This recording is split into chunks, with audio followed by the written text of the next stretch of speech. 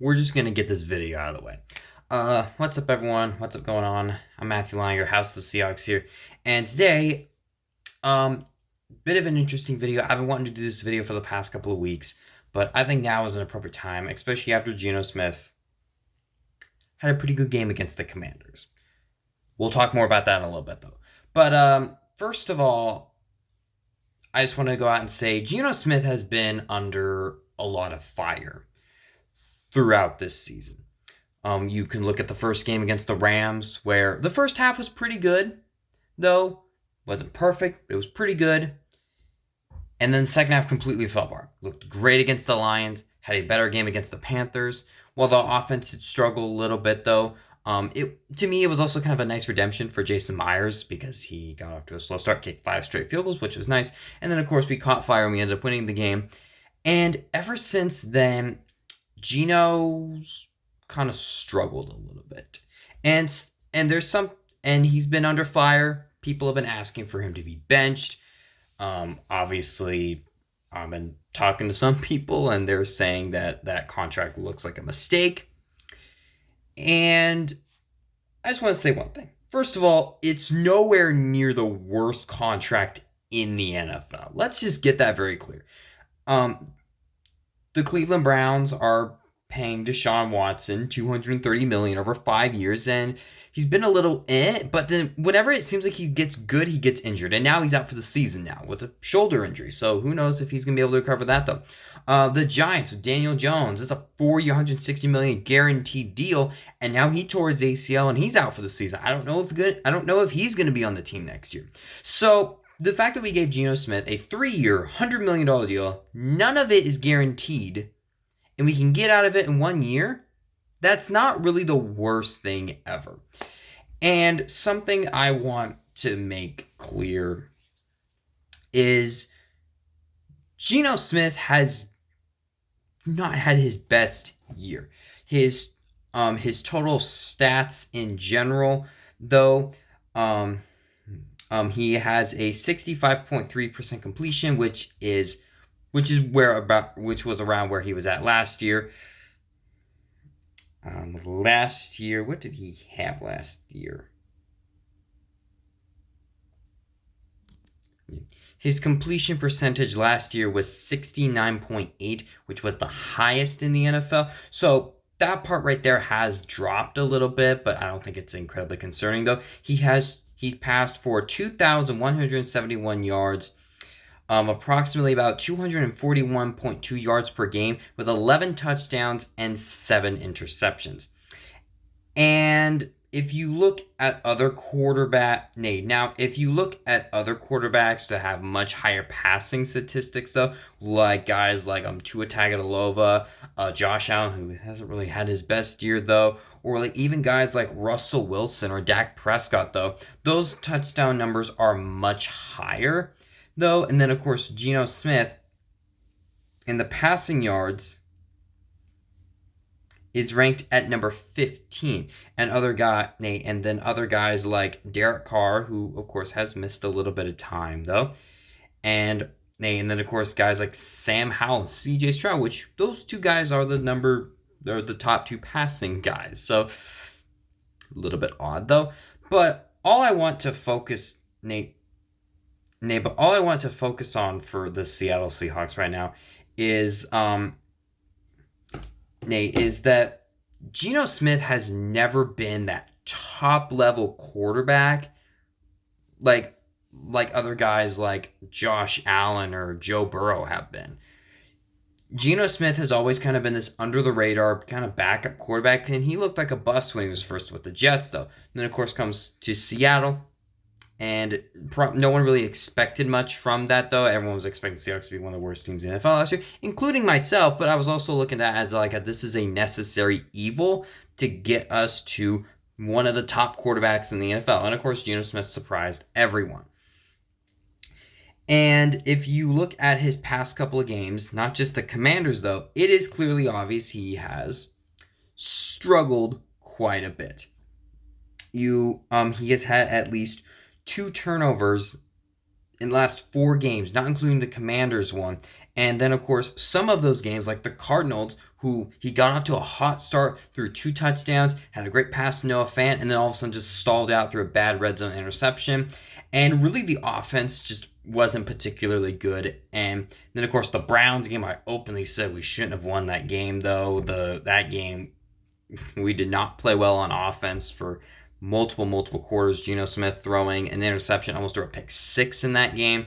And then, of course, the Ravens game where he throws an interception and then, of course, has a fumble.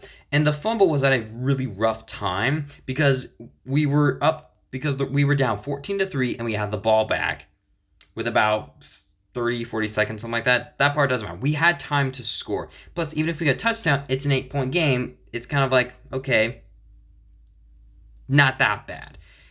And the fact that we fumbled that game away and then we just couldn't really push the ball down the field, had 6 first downs in that game, which that right there is just unacceptable.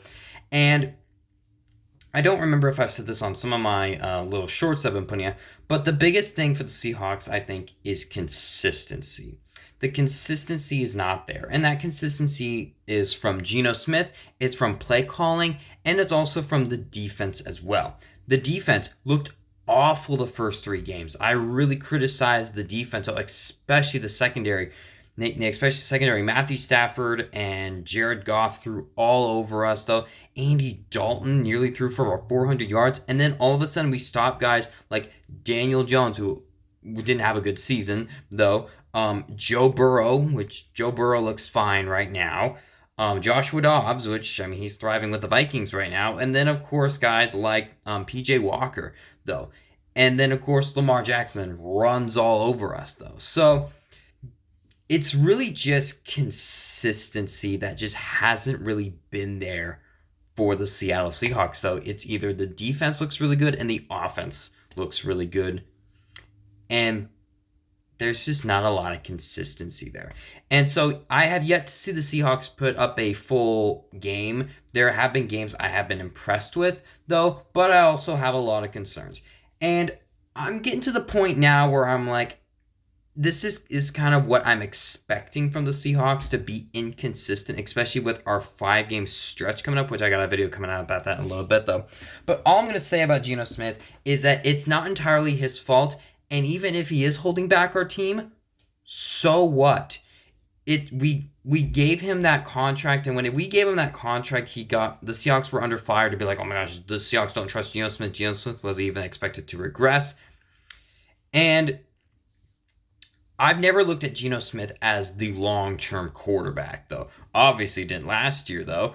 But we're now at a time where the defense looks like it can be very good. The offensive line shows flashes, and then, of course, DK Metcalf and Tyler Lockett still exist. And even though Lockett's getting up there in age, he still looks like he's thriving, even with another guy like JSN getting involved.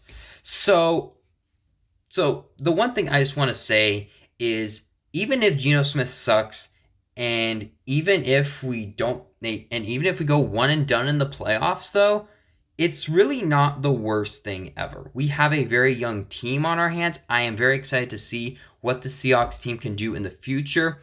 Of course, next year's quarterback class is stacked. We're probably not going to get probably not going to have a number 10 pick, top 10 pick, though.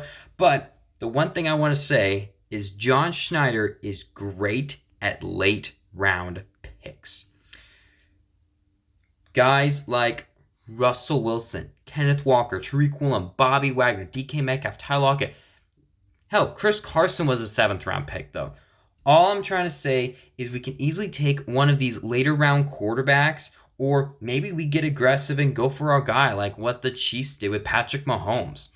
So all I'm trying to say is, yeah, Geno Smith, he's not playing his best. He needs to stop turning the ball over.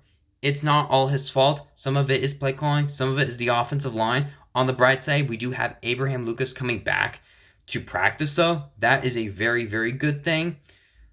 But even if Geno Smith is holding back our offense, though, we can easily move on from him next year, or maybe draft a quarterback to work around. To maybe have Geno Smith mentor him a little bit.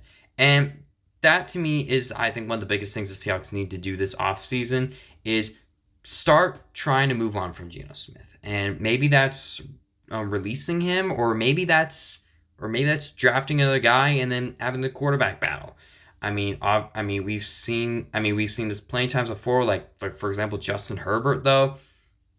Some people thought he wasn't NFL ready. They put in Tyrod Taylor, and then of course, okay, Tyrod Taylor had the doctors and him had their own issues, but then Justin Herbert got thrown in, and he thrived, and he's never really let go. So I'm not saying that that's going to be the same thing that's going to happen to the Seahawks, though, but I think it's a little wrong to give Geno Smith all of the slack here. A lot of it, some of it is the offensive line, some of it is coaching, or in instances like the Cleveland Browns, who have one of the best defenses in the NFL, they really locked down on us. And I credit the Cleveland Browns, but Geno Smith came up clutch when he needed to, and he also has had 3 game-winning drives this year. Does he need to stop the turnovers? Does he need to be more consistent? Absolutely. But here's something we need to remember. He's not the long-term guy at quarterback. We'll worry about that when we get a new quarterback. But hey, just as NorbCam says, and I agree with this too. And Pete and John, we trust. So let me know what you think down below in the comments section. Though, do you think Geno Smith is a problem? Do you think there's not a problem though? Yeah, you can follow me on Facebook and Instagram, MATTHEWLEINGER, and I'll see you guys tomorrow. See you guys. Bye. If I can stop the video.